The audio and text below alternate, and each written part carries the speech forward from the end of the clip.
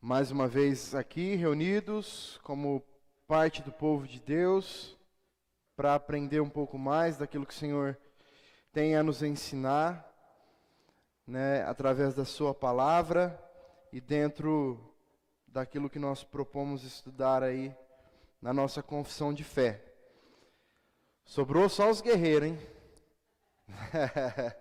Só os guerreiros sobrou. Mas amém. Glória a Deus. Como eu havia dito na semana passada, o estudo que nós vamos tratar hoje é o último estudo aí da nossa apostila, da nossa confissão de fé, que é a restauração dos salvos. Nós vamos pular, obrigado, irmão. Nós vamos pular o estudo dos justos e dos ímpios, né? Que o pastor pediu para essa aula ser num domingo, né? Então vai ser no dia 26. Não nesse domingo, no próximo. Então, esse é o último estudo, né, do culto de ensino de quarta-feira, dentro da apostila. E depois nós vamos ver o que vai acontecer. Amém? Então, nós vamos tratar hoje a respeito de um tema, de um assunto que é muito peculiar e muito característico nosso, né, Ministério Restauração, justamente pelo tema aí, né, a restauração dos salvos. E o texto da nossa apostila, ele diz o seguinte: como o próprio nome da nossa igreja diz, somos um ministério que valoriza a restauração das vidas por meio da palavra. Temos a consciência de que por nossas próprias palavras ou ações, jamais teremos condições de trazer verdadeiro sentido à vida das pessoas. Por isso, entendemos que fomos chamados e capacitados por Deus para que através da sua palavra e do seu agir sobre nós, a restauração de vidas possa acontecer de forma verdadeira e consistente. Abra sua Bíblia no livro de Isaías, capítulo 61. Nós vamos ler dos versículos 1 ao 3.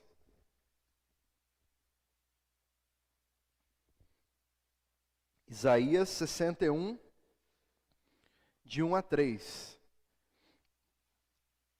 Esse é o texto que nós temos aí como base, né, do nosso ministério, da nossa igreja. O texto diz assim: o Espírito do Senhor Deus está sobre mim, porque o Senhor me ungiu para pregar boas novas aos pobres, enviou-me a curar os quebrantados de coração, a proclamar libertação aos cativos e a pôr em liberdade os algemados, a apregoar o ano aceitável do Senhor e o dia da vingança do nosso Deus, a consolar todos os que choram e a pôr sobre os que choram em Sião uma coroa em vez de cinzas, óleo de alegria em vez de pranto, manto de louvor em vez de espírito angustiado. Eles serão chamados carvalhos de justiça, plantados pelo Senhor para a sua glória. Quando nós olhamos aqui para esse trecho, né, para esse início aqui desse texto do capítulo 61 de Isaías, a palavra chamado, o tema chamado, ele quase que salta aos nossos olhos aqui, né? Todos nós, no decorrer das nossas vidas, da nossa caminhada cristã, em algum momento, nós nos deparamos com esse questionamento sobre qual seria o nosso chamado diante de Deus. Que chamado que eu tenho, né? E essa é uma questão que ela pode ser discutida de algumas formas, né? Porque a gente entende o chamado individual de cada um de nós, né? Ligado aos talentos que Deus nos deu. Então, diante das capacidades, dos talentos que o Senhor colocou nas nossas mãos, né, e nas nossas vidas, então nós identificamos aquilo que nós temos mais facilidade e então decidimos servir a Deus através desses talentos, dessas capacidades, e isso muitas das vezes nós chamamos como, ou nós enxergamos como nosso chamado individual, certo? Então, os chamados individuais, eles se baseiam muito na questão dos talentos e das capacidades que nós temos.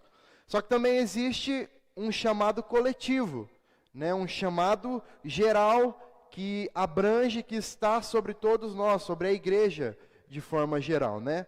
E esse chamado é justamente referente a anunciar as boas novas do Evangelho a toda criatura.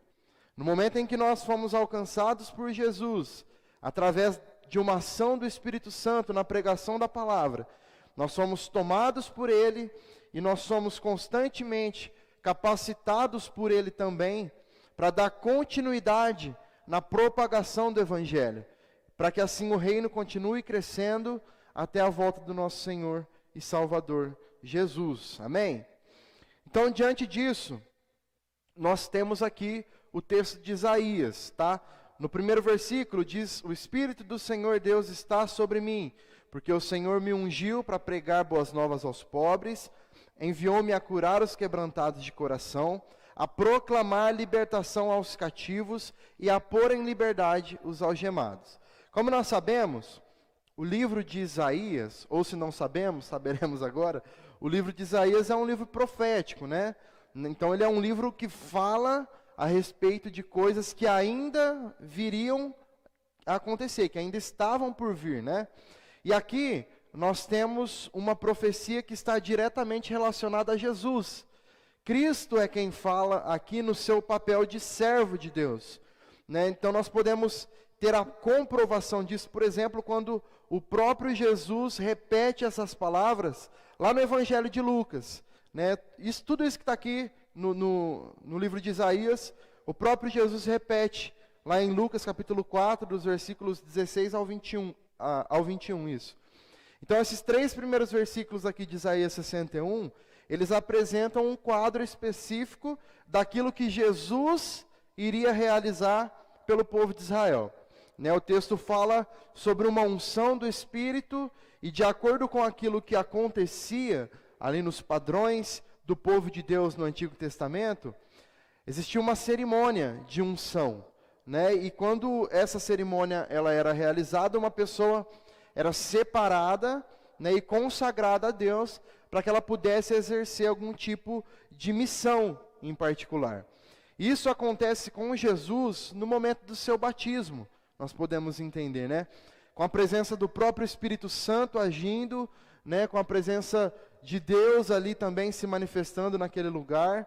E depois do batismo, depois dessa unção, é que Jesus então vai de lugar a lugar pregando a mensagem do Evangelho. É como se ele tivesse recebido de fato a unção, né, de Deus naquele momento, para que ele pudesse começar o seu trabalho, pudesse começar o seu ministério ali.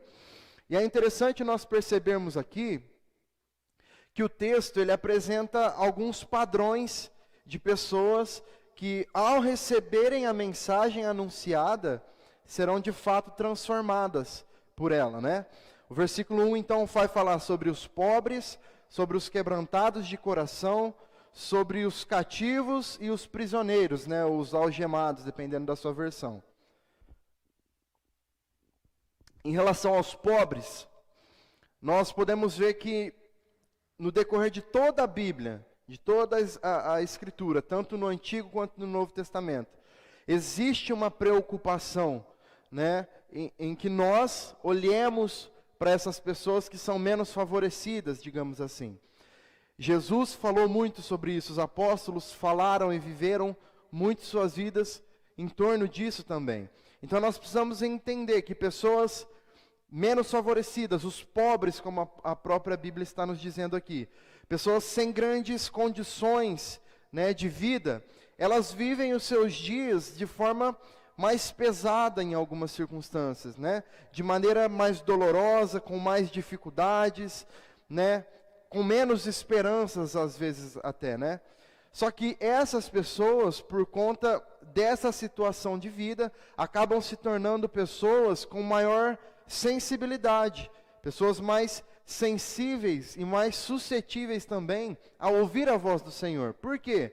Porque ao olhar para situações, para o dia a dia, ao olhar para esse mundo, elas já não conseguem mais criar tanta esperança e tanta expectativa naquilo que o mundo pode oferecer para ela. Então ela é uma pessoa com maiores probabilidades de, ao ouvir uma palavra que vem diretamente do Senhor, ter o seu coração ali mais pronto para receber essa mensagem e isso gerar algum tipo de fruto, né? Então a preocupação de Jesus em falar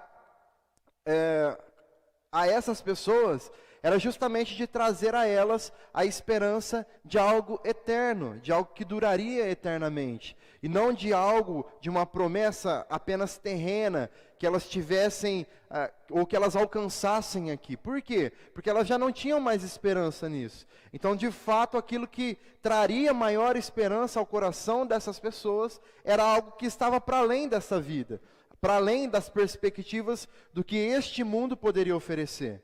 Né? Então, sempre existe, né, esse incentivo de Jesus para que nós levássemos a mensagem do Evangelho aos pobres. E além disso, além dos ensinamentos, nós podemos ver na prática também Jesus fazendo isso.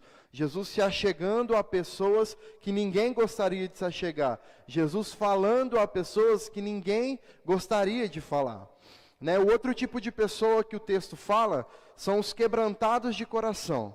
E quando Jesus fala, quando o texto fala sobre os quebrantados de coração, o texto está falando sobre aquelas pessoas que estão feridas emocionalmente, né, com os seus corações quebrados ali, destruídos, né, por conta das adversidades da vida, por conta do dia mal, né, pessoas que já não possuem mais motivação, né, para enfrentar os desafios do dia a dia. Então, são pessoas que talvez podem ter sido machucadas até mesmo dentro das igrejas, né, dentro dos ambientes de igreja, pessoas que talvez foram traídas de alguma forma, que foram desamparadas, que foram abandonadas, enfim. Esse tipo de pessoa são as pessoas que o texto se refere a pessoas quebrantadas de coração. E a preocupação que Jesus tem aqui é justamente de anunciar uma boa nova a essas pessoas. Eu estou falando a preocupação de Jesus porque é o texto que Jesus menciona lá em Lucas, né? E é uma mensagem que era própria dele, né? Então a preocupação dele era justamente essa, de anunciar uma boa nova, uma notícia nova, uma notícia que trouxesse esperança a esses corações que já estavam quebrados, despedaçados. Mostrar para essas pessoas que o renovo que vem dele, que vem do Senhor, é capaz de trazer de volta a esperança para essas pessoas, mas uma esperança diferente, uma esperança de vida eterna. Amém? E o texto também fala sobre os cativos e os prisioneiros, né? E aqui se faz uma referência à libertação dos cativos babilônicos, né? E a ideia é de fazer uma relação, né, dessa libertação dos cativos babilônicos com a libertação das amarras do pecado. Então Jesus ele veio para fazer com que os pecadores se arrependam dos seus pecados, da sua vida de pecados, sejam alcançados por um perdão que liberta, um perdão que salva, e que faz então com que o homem não seja mais escravo de uma vida pecaminosa que o esmagava e que o condenava ao inferno, que o aprisionava a uma vida que o levaria ao inferno. Então, essa é para essas pessoas que ele vem, para essas pessoas que o Evangelho precisa ser pregado, para as pessoas que estão presas, aprisionadas pelo pecado, para que através dessa pregação, através dessa boa notícia, que é o Evangelho, essas pessoas sejam de fato libertas. Aí o versículo 2 vai dizer: a apregoar o ano aceitável do Senhor e o dia da vingança do nosso Deus, a consolar todos os que choram. Quando Isaías ele anunciou aqui o ano aceitável do Senhor, ele usou como referência para isso o jubileu, né, que é citado lá em Levítico, né? No contexto bíblico nós vamos ver que o número 7, por exemplo, é o número da perfeição, né, usado por Deus. Então, nós vamos ter o exemplo disso na criação, onde Deus cria todas as coisas em 6 dias, e no 7º, ele descansa. Nós vamos ver depois isso também acontecer no dilúvio, né, quando o dilúvio termina. A aliança que é feita, né, a representação da aliança que Deus faz com Noé, né, vem através do símbolo do arco-íris. O arco-íris com 7 cores também. A lei mosaica, a lei ali da antiga aliança, ela dizia que o 7º dia deveria ser o dia de descanso, né? E dentro da agricultura, dentro do trabalho do agricultor, de 7 em 7 anos, a terra ela precisava descansar, né? É aquilo que eles chamavam de ano sabático. Então, 7 anos, a terra precisava descansar. Então, não havia trabalho no caso. E depois de 7 ciclos desses, né, 7 anos, parou. 7 anos, parou. Quando desse 49 anos, né, 7 vezes esse período, no 50º ano, no ano de número 50, então, era aquilo que eles chamavam de jubileu. Né? E o que acontecia no jubileu? Neste ano, os escravos, eles eram libertos, eles podiam voltar para as suas famílias, as terras que haviam sido vendidas, elas voltavam para os seus antigos donos, e todas as dívidas eram então perdoadas. Certo? Essa descrição aí está lá em Levítico, capítulo 25, de 8 a 15, se você tiver a curiosidade de ver depois. Então, esse era o ano aceitável de Deus, esse período, o período em que os escravos eram libertos, para resumir. E quando é citado então aqui o ano aceitável de Deus no livro de Isaías, é justamente essa representação que ele estava querendo colocar em pauta nesse momento. Né? A representação da libertação da escravidão, que nesse caso aqui, através dessa pregação, através da boa nova anunciada, né, através da palavra, do evangelho, a libertação então da escravidão do pecado. Esse é o ano aceitável do Senhor, quando a pregação do evangelho alcança vidas e essas vidas são libertas. Então, o ano aceitável de Deus, ele se trata da boa notícia de que aqueles que foram alcançados pela palavra se tornam então livres das cadeias do pecado. Esse é o ano aceitável do Senhor. Não mais através de uma representação numérica, não mais através de se esperar 7 anos, 7 ciclos, para só então isso acontecer. Não, mas a grande ideia que hoje nós temos a respeito do ano aceitável do Senhor é quando o evangelho pregado alcança o pecador e ele se arrepende de seus pecados e então ele é liberto. Então, o ano aceitável do Senhor, cada um vai viver ele a seu tempo, né? Aqueles que foram alcançados hoje, vivem o ano aceitável do Senhor hoje. Aqueles que serão alcançados daqui 10 anos, viverão então o ano aceitável do Senhor e assim sucessivamente. Certo? Deu para entender? E em contrapartida a essa questão, o texto também vai falar sobre o anúncio da vingança de Deus, né? E talvez dentro da mesma frase pode parecer até um pouco contraditório. Como que nós falamos aqui do ano aceitável de Deus e da vingança de Deus na mesma frase, né? Só que nesse caso aqui, nesse sentido, é uma vingança diferente. Por quê? Porque o texto, ele diz que tanto o ano aceitável quanto a vingança do Senhor servirão para o consolo dos que choram. Então, por quê que a vingança vai se tornar motivo de consolo? Né? Porque a vingança do Senhor se trata do momento em que a justiça será feita. No momento em que aqueles que serão condenados e os que serão salvos. Então, Jesus vem e naquele momento em que ele fará a justiça, que nós interpretamos também como o dia da vingança do Senhor, esse é o momento em que nós seremos de fato consolados. Nós teremos um consolo eterno, não é um consolo terreno de alguém que passa por um dia mau, uma situação difícil, é abraçada, é consolada, né, mas volta e meia esse sentimento pode voltar. Não. Né, o dia da vingança do Senhor nos trará consolo eterno, assim como nós também poderemos desfrutar da nossa salvação. Então é por isso que o ano aceitável do Senhor, tanto, né, essa ideia quanto a ideia da vingança do Senhor estão unidas. né? Porque nós somos salvos a partir do momento em que nós experimentamos o ano aceitável do Senhor. Então, de certa forma, a justiça de Deus já está sobre as nossas vidas quando nós, né, recebemos o Senhor como nosso Senhor e Salvador. E a partir disso nós passamos a entender e a desfrutar dessas questões. O versículo 3 diz: e a pôr sobre os que choram em Sião uma coroa em vez de cinzas, óleo de alegria em vez de pranto, manto de louvor em vez de espírito angustiado. Eles serão chamados carvalhos de justiça, plantados pelo Senhor para a sua glória.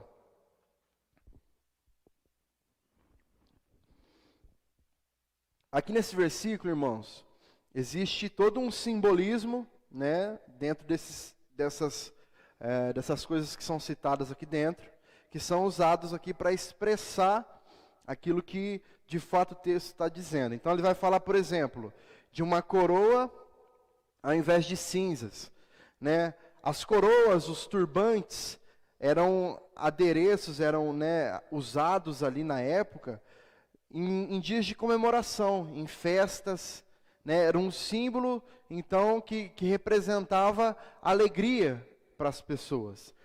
Já as cinzas era para simbolizar o luto, para simbolizar a dor, a tristeza, o dia mau. Por exemplo, lá em 2 Samuel capítulo 13, quando Tamar, ela é obrigada ali pelo seu irmão a se deitar com ele, a ter relações com ele, ela se sente destruída naquele momento, e no versículo 19 vai dizer que um dos seus atos para expressar a dor que ela estava sentindo era de cobrir a sua cabeça com cinzas.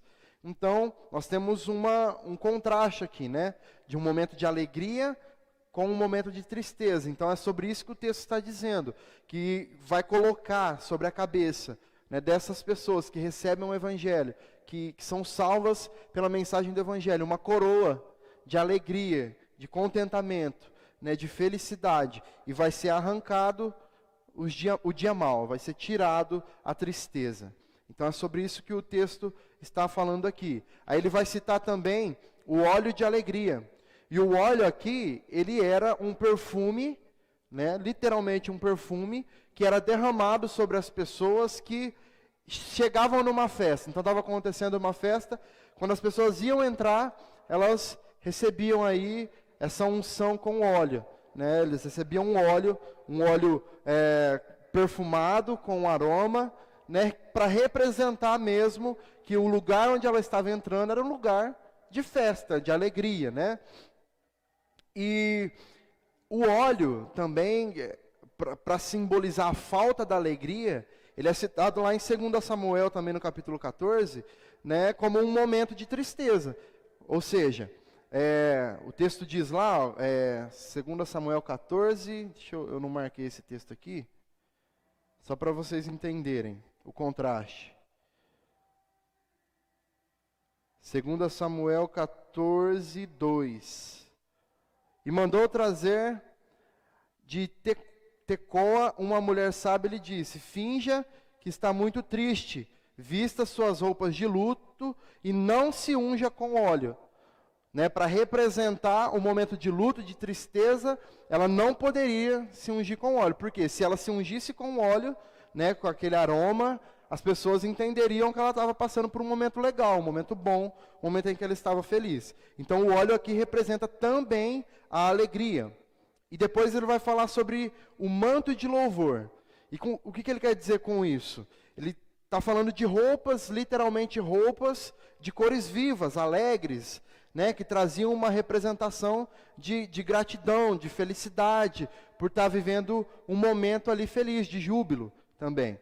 Né, a contrapartida disso é que nós vamos ver em vários lugares na Bíblia, momentos onde pessoas estavam passando por situações ruins, por luto, tristeza e dor, e se vestem com trapos de pano, por exemplo, né?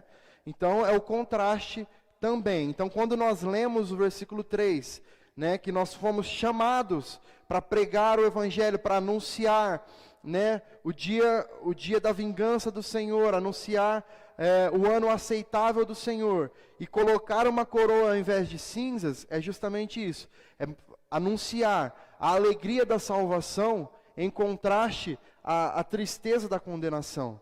né? Quando fala sobre o óleo de alegria em vez de pranto, é a mesma coisa, falar sobre a alegria que se tem, que nós somos cheios, que está sobre as nossas vidas quando nós recebemos a salvação.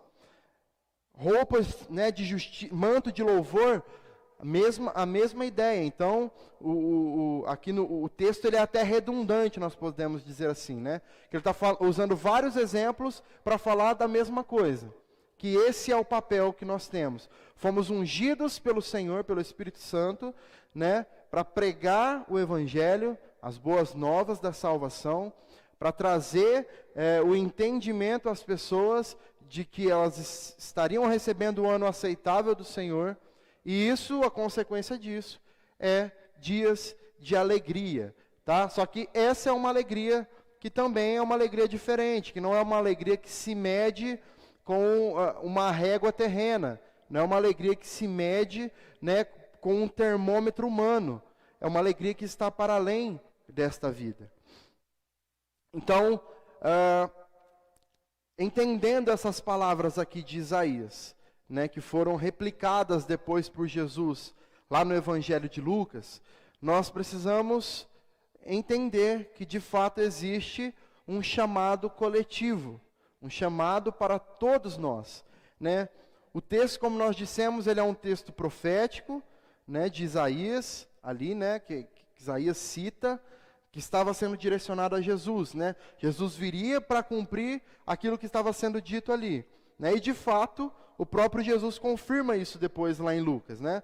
Então Jesus era aquele que, ungido pelo Espírito, levaria as boas novas para curar, para libertar e para salvar. Só que essa não é uma questão que se limitou em Jesus, que parou ali em Jesus. Olha só o que o próprio Jesus diz no livro de Marcos, capítulo 16, versículo 15. E disse-lhes: vão por todo o mundo e preguem o Evangelho a toda criatura. Então aqui nós percebemos de forma clara que a ideia de anunciar as boas novas da salvação, que pregar, né, o Evangelho, que anunciar ali o ano aceitável do Senhor, não era algo que estava destinado apenas para Jesus. Existia uma continuidade que deveria ser dada. Então nós fomos alcançados por Jesus, nós fomos alcançados pelas boas novas da salvação, e nós tivemos acesso, a oportunidade de ter acesso a uma notícia que é incrível e que nos libertou da prisão dos nossos pecados. E a partir disso, a orientação que nos foi dada foi: vão por todo o mundo e preguem essa mesma mensagem a todos os que vocês encontrarem na frente de vocês. E Jesus diz mais, lá em João 14, 12, diz: em verdade lhes digo que aquele que crê em mim fará também as obras que eu faço, e outras maiores fará, porque eu vou para junto do Pai. A nossa tendência aqui, quando nós lemos esse texto, não só nossa, mas da maioria de nós, quando nós lemos esse texto, é de imaginar que as obras citadas por Jesus aqui sejam os milagres que ele fez, né? Então nós pensamos que Jesus está falando que nós seríamos capazes de fazer os mesmos milagres e ainda maiores do que os que ele fez. Só que esse não era o foco de Jesus ali. Jesus não estava falando sobre isso neste momento, né? A tradução, por exemplo, da palavra obras, usada por Jesus aqui, ela tem como significado a palavra trabalho.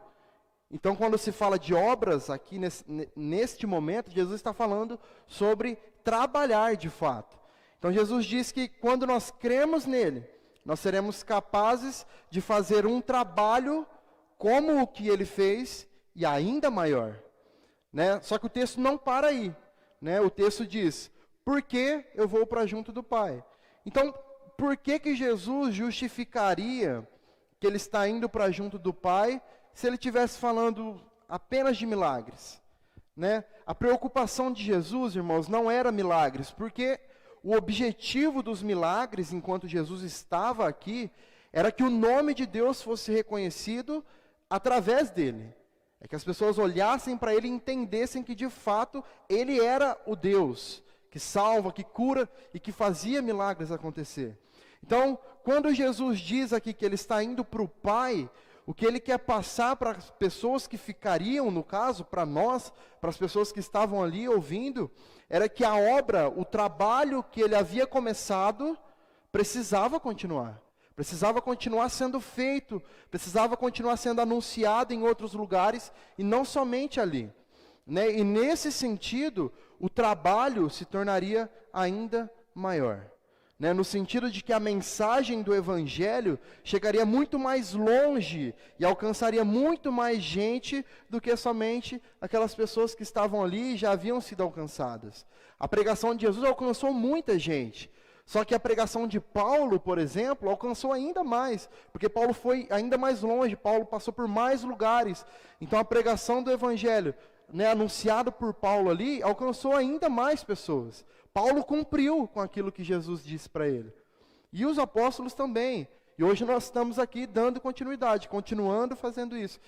A nossa mensagem, a nossa pregação, ela não está mais apenas limitada ao aqui e agora. Onde quer que nós vamos, nós podemos levar a mensagem do Evangelho. A internet faz isso por nós hoje, leva a mensagem do Evangelho para lugares onde nós talvez nunca pisaremos. Não é verdade? Então nós estamos aqui continuando a cumprir com o propósito de Deus, com aquilo que Deus ordenou que nós fizéssemos. Porque, irmãos, se nós formos pensar em milagres, apenas em milagre, olhar para esse texto e falar, não, Jesus está falando de milagres aqui, ok. Só que nós vamos pensar, e nós não vamos conseguir visualizar um milagre maior do que a ressurreição. Não existe milagre maior do que a ressurreição. Alguns vão dizer, a sombra de Pedro curava. Realmente, é um milagre, né? Pedro ali, tomado pelo dom da cura do Espírito Santo, realizava milagres também, só que ainda assim não se compara com a ressurreição. A ressurreição do próprio Jesus, né? Jesus orou e mortos ressuscitaram, só que além disso, ele mesmo, depois de morto, ressuscitou. Então não existe milagre maior do que esse, porque foi um milagre que nos trouxe a vida. Então, em termos de milagre, o texto aqui ele fica muito claro e muito evidente de que aquilo que Jesus estava preocupado naquele momento é que o trabalho continuasse a ser feito. Por quê? Porque ele ia para junto do Pai. E o fato dele ir para junto do Pai não poderia parar o trabalho, a obra não poderia acabar ali, ela precisava continuar sendo feita. Amém? Então nós entendemos que o chamado coletivo, ele está para ser cumprido por todos nós, né?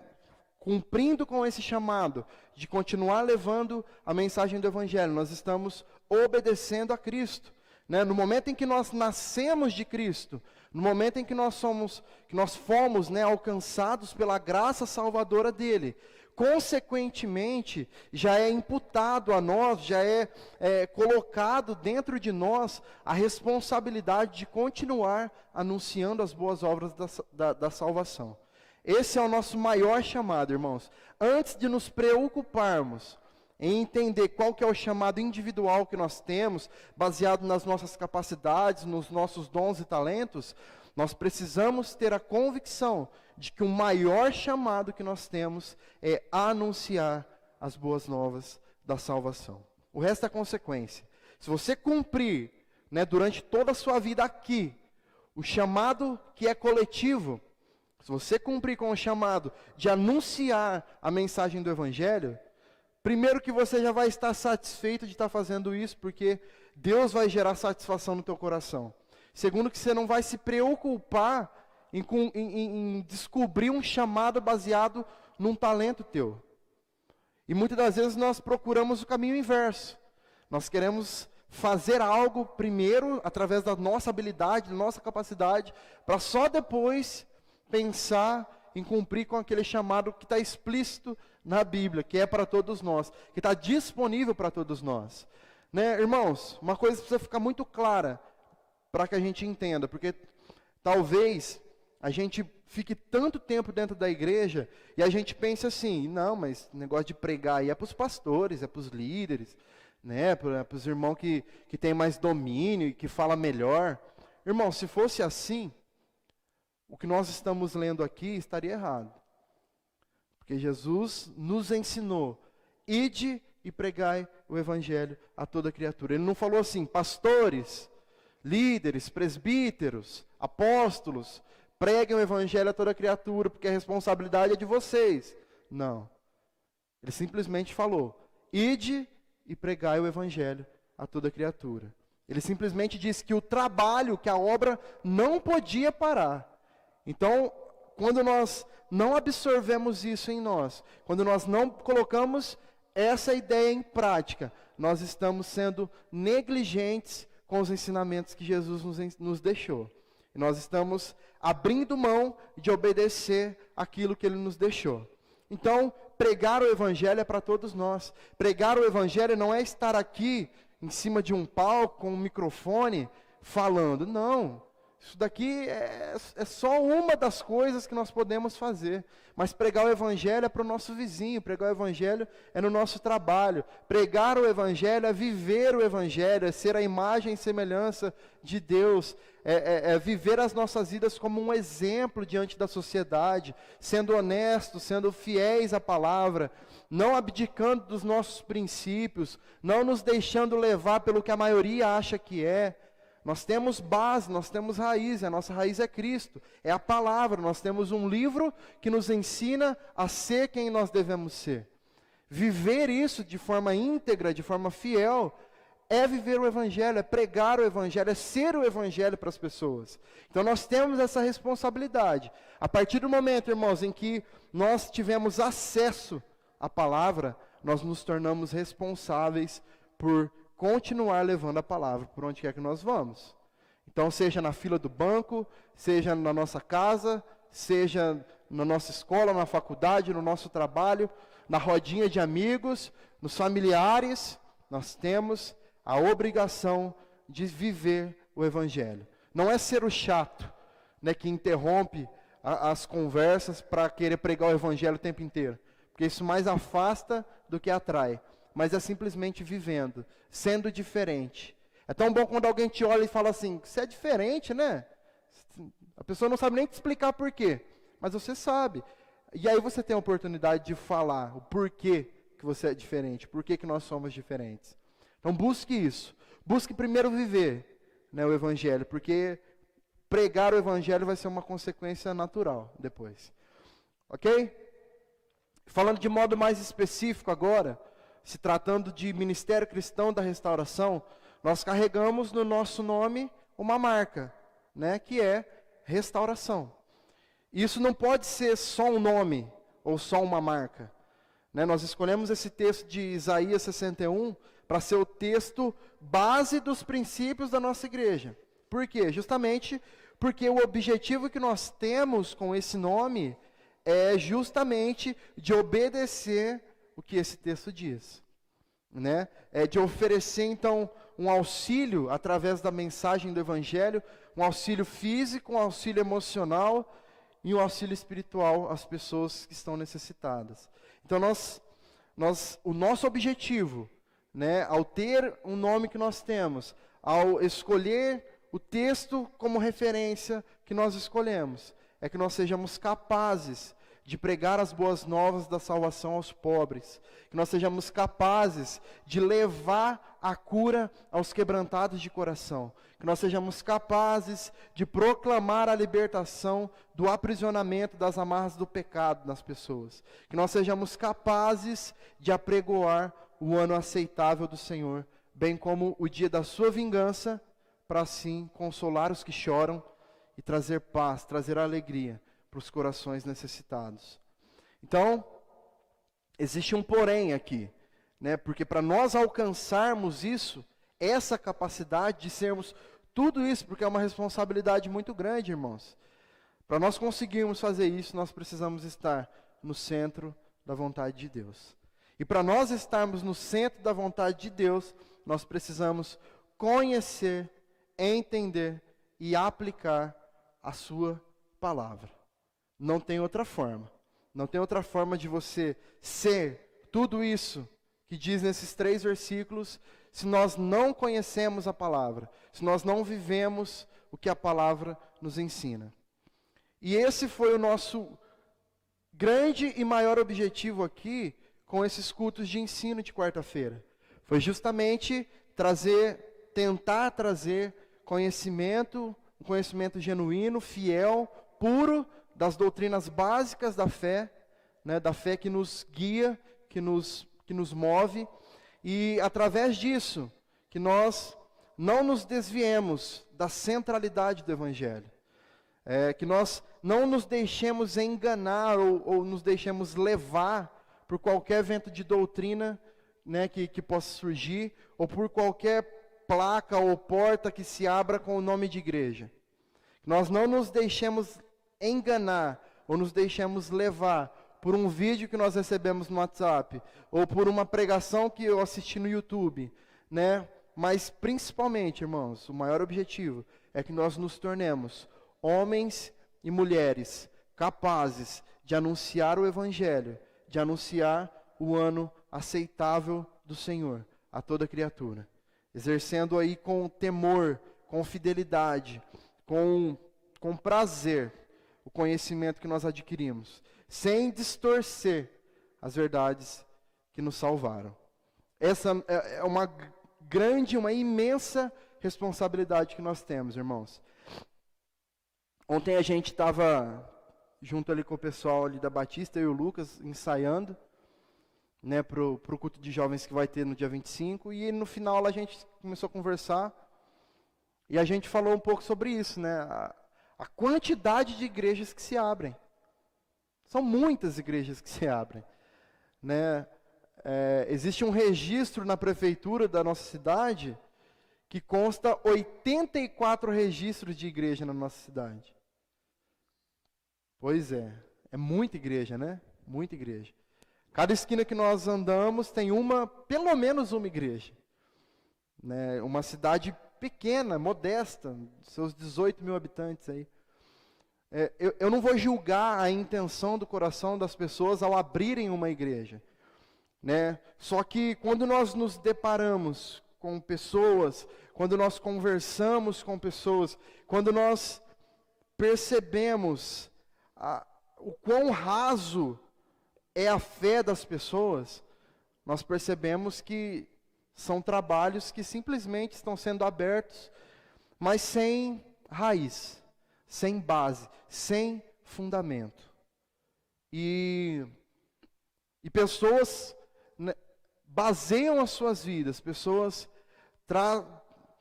escolhem algumas frases que ouvem, escolhem alguns momentos que vivem e fazem disso o seu evangelho. E fazem disso aquilo que é o centro das suas vidas. Então nós temos pessoas indo às igrejas buscar bênçãos, buscar prosperidade, buscar revelações, buscar uma pessoa que saiba falar o número do seu CPF, uma pessoa que saiba falar o nome da sua mãe, do seu irmão, enfim. Pessoas querendo ser chocadas, pessoas querendo ser surpreendidas por Deus, como se tudo que Deus já fez por nós não fosse suficiente. E isso cria pessoas sem base, sem estrutura na fé.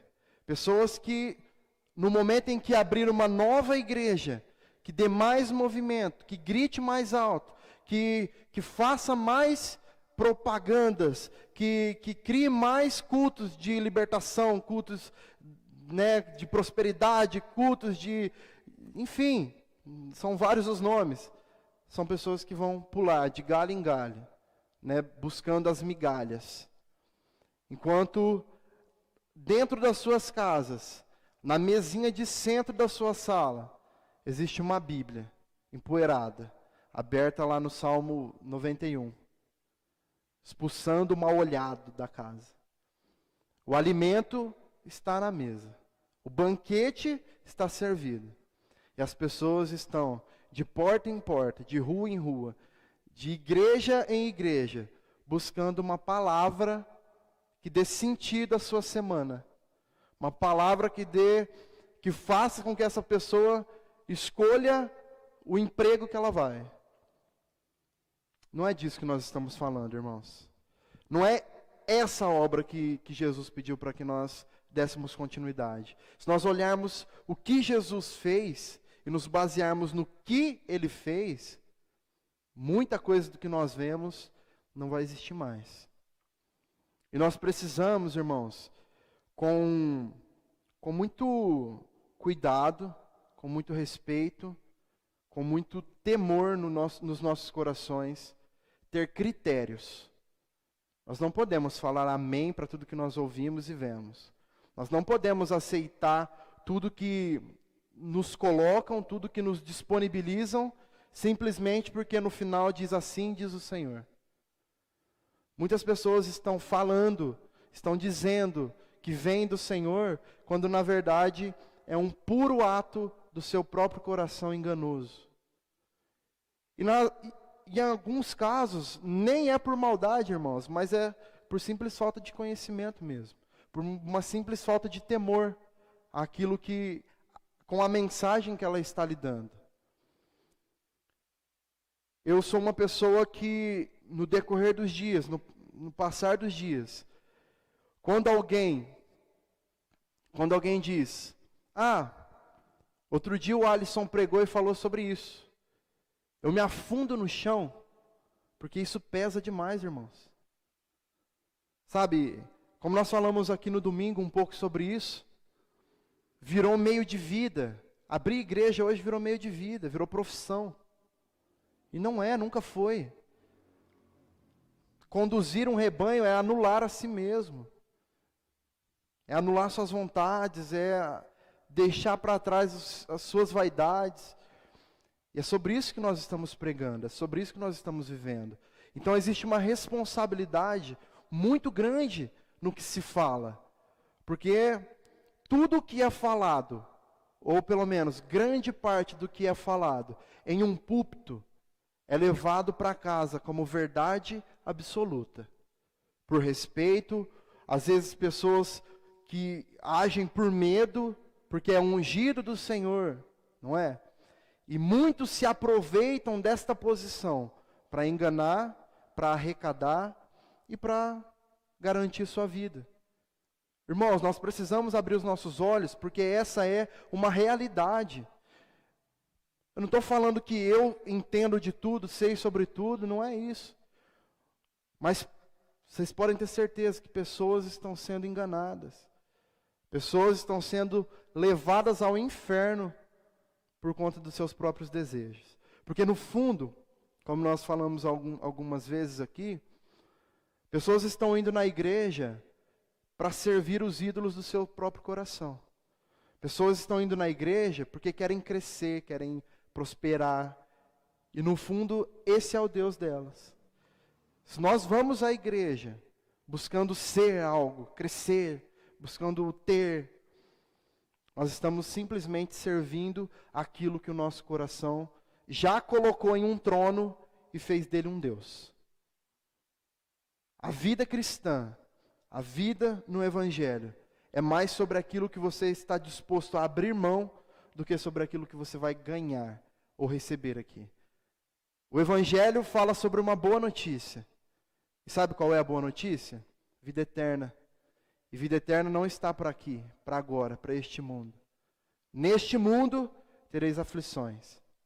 Mas tem de bom ânimo, porque este mundo, as coisas deste mundo já foram vencidas por Cristo. E isso nos garante a vida eterna ao seu lado. Então, independente do quanto de tempo nós vivemos aqui, independente das experiências, sejam elas quais forem, que nós tivermos aqui, nada se compara à eternidade com Cristo. Não dá para viver uma vida, irmãos, apegado com as coisas desse mundo. Nós precisamos sim ter as coisas. Nós precisamos trabalhar, evoluir, crescer, ter estabilidade. Mas o Deus do nosso coração não pode ser as coisas desse mundo. Nós não podemos idolatrar as coisas do presente século, de tal forma que tudo em torno da nossa vida trabalhe para isso. Então é isso que muitas pessoas têm feito ao frequentarem igreja, ao abrirem igreja. É simplesmente para sustentar os ídolos estabelecidos no próprio coração. Seja criterioso, irmãos. Não aceite tudo que você ouve. Se você ouve algo e a Bíblia diz que é outra coisa, não pense que uma nova revelação será dada, porque não vai. A Bíblia é uma só. Tudo o que é dito de novo, de novidade, que vai contra o que a Bíblia diz, não vem de Deus, vem do homem. Por maldade ou não, cabe a Deus julgar. E Ele vai julgar. Né? No dia da vingança do Senhor, a justiça será feita. E aqueles que não manusearam a palavra da verdade com temor e com fidelidade, sofrerão as consequências cabíveis a eles. E que nós não estejamos nesse meio. Amém? Que nós tenhamos a consciência todos os dias da palavra que nós estamos lidando. Porque ela é justa, ela é verdadeira e ela deixa muitas marcas. Marcas que vão durar para sempre. Vamos orar? Senhor, obrigado, Pai, por este culto que nós prestamos a Ti. Obrigado porque o Senhor nos deu força e fôlego para estarmos aqui nessa noite, mesmo diante das situações do dia a dia, que porventura tenha nos impedido de alguma forma, tenha nos deixado mais cansados, menos dispostos a estar aqui. Obrigado porque o Senhor nos deu fôlego, nos deu força, renovou o nosso ânimo, para que nós pudéssemos prestar um culto a Ti. Obrigado pela Tua palavra, Pai, porque sem ela nós não seríamos nada, nós não seríamos ninguém, nós não teríamos conhecimento sobre uma verdade que salva. Obrigado pelo sacrifício feito na cruz. Obrigado, Pai, pela vida de grandes personagens, de grandes homens e mulheres que o Senhor capacitou na história do cristianismo, Pai, que fizeram com que essa palavra chegasse até nós hoje. Obrigado porque essas vidas perseveraram, essas vidas abriram mão das suas próprias vidas, dos seus próprios desejos, para que essa mensagem chegasse até nós. E que nós possamos ter em nosso coração, Pai, o mesmo ânimo, o mesmo desejo, o mesmo vigor, o mesmo temor, Pai, o mesmo respeito para com a Tua palavra que esses homens tiveram. Que nós possamos dar continuidade na Sua obra, que nós possamos trabalhar arduamente para que o Seu nome, Pai, seja levado em todos os lugares onde nós estivermos, para que a mensagem do Evangelho, uma boa notícia que salva, que traz esperança, que cura, que traz refrigério, possa continuar a ser levada através das nossas vidas, Pai. E não para que nós sejamos conhecidos, não para que o nosso nome seja exaltado, não para que nós venhamos crescer como em quantidade, crescer como pessoas, crescer como profissionais, mas para que o Teu nome seja glorificado, que o Teu nome seja exaltado e conhecido em toda a nação, através de nós, e toda criatura, Deus, se dobre e reconheça que Tu és Deus. Esse é o desejo do nosso coração, Pai. Nos conceda graça, nos conceda humildade, Pai, para que nós possamos ouvir a Tua voz e obedecer. Para que os desejos dos nossos corações não sobressaiam aos Teus ensinamentos. Para que os nossos próprios desejos, as nossas próprias vontades, não nos motivem, Pai, ao ponto de buscar ao Senhor simplesmente para realizá-las. Mas que nós possamos saber e entender que tudo o que temos, tudo o que possuímos, vem por meio da Tua boa mão. E que nós sejamos bons mordomos, bons administradores daquilo que o Senhor tem nos dado, Pai.